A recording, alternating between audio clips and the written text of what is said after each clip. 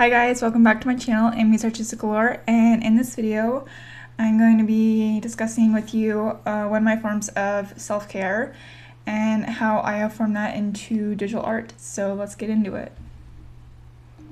When it comes to doing any art really that I do, but I think digital art specifically, I like to put in a lot of my just emotions, what I'm feeling, or how could I put it? This could sound confusing to some people, or maybe it can be relatable, but what you do on your iPad or your phone for digital art wise, it doesn't feel like you're staring at a blank wall wondering, what do I do? What do I color? What do I draw? How do I do it? Because there's multiple ways to learn. There's very easy steps. You can learn from many online digital creators. But while you're learning also, it can be very relaxing and it can reduce your stress, help with a lot of anxiety, which it has improved my anxiety, just speaking from experience, over the times that I do procreate more and more and more. However, when I do my digital art, and even if it's just my pencil,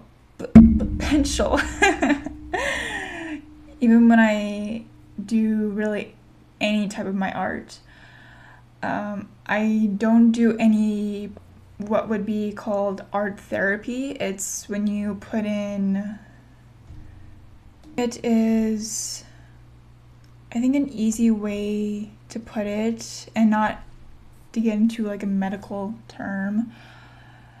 From the way that I look at it, it's a coping strategy to help relieve blocked memories that stems from trauma. Also, it's very emotional and very stressful, so that's not something that I would make a video about on my channel. Doing emotional art therapy, I know I wouldn't make a series about that. However, I will say that it is very effective. And if I had to pick out of any of the art types that I do on my channel for you guys and for myself, of course, ones that help me with my stress, just let all my worries melt away, is, I want to say, my line art, even though I don't do a lot of it, but I do a lot of it off camera, so there's that. And also just the pictures that I take of myself and then I color them, and it's a 4-hour, 5-hour process in all, but it takes a couple weeks for me to actually finish it. But Procreate records it as 4 to 5 hours usually. I find those really relaxing, very comforting for some reason. I don't know why they bring me a sense of comfort. Maybe it's because I've become more confident over the years in who I am and what I like. And that's a great thing to know about art, is that so if you do any type of art, photography, you do theater, musical, film, any art, then you probably already know this, but if you don't, then along the way you can figure out eventually of, this is the type of art that I like and I find it very comforting. Now let's talk about my old art.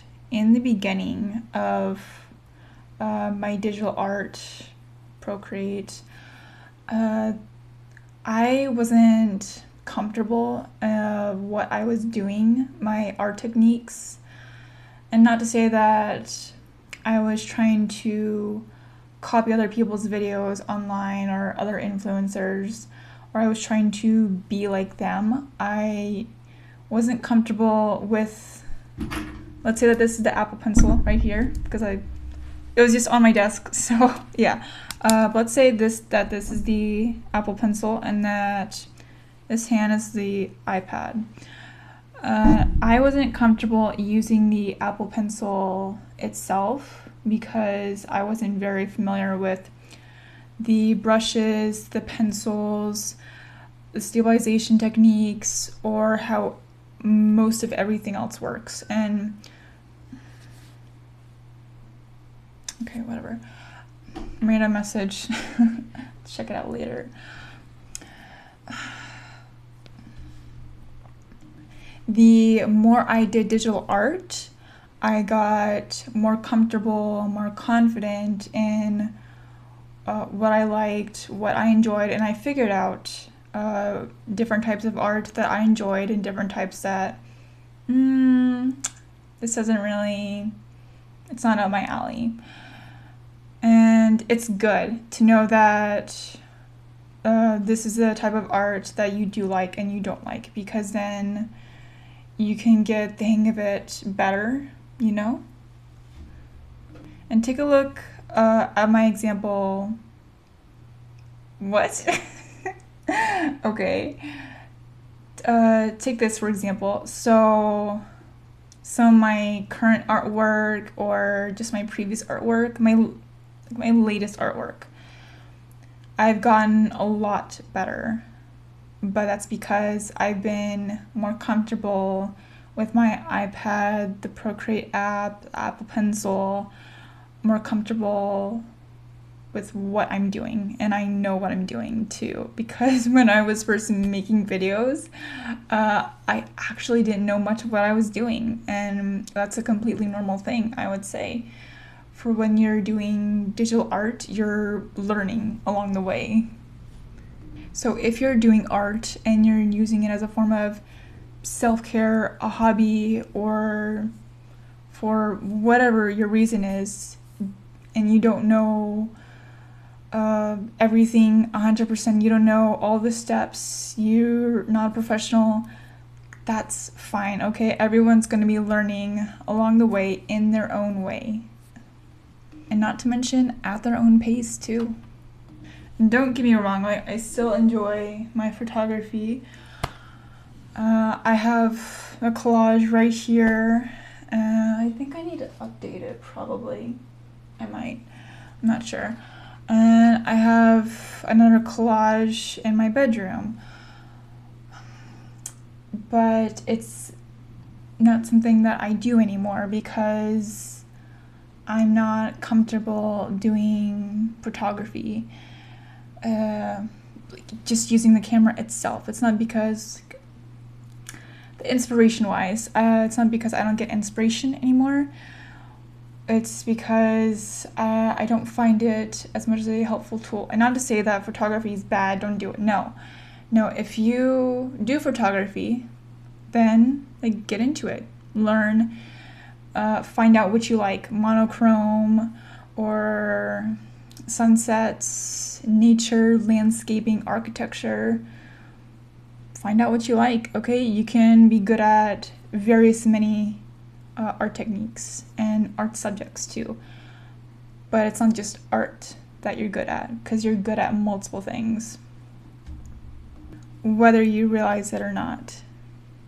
And if it's not clear already, I prefer digital art over photography, 100%, just all the way, due to how relaxing it is, less stress, and more of, oh my god, I can relax. And with photography, there's certain angles and you have to get into if you want to get the right picture. And then there's a whole editing process you have to do, which is easy. It's easy to edit. I mean, at least it was for me. But still, it's just not something that I'm into anymore. with that all being said, I do hope you have some art technique, some art skill that whether you're learning or you're enjoying it or you even have it as a hobby. If you don't, that's fine. But I will see you in the next one. Bye!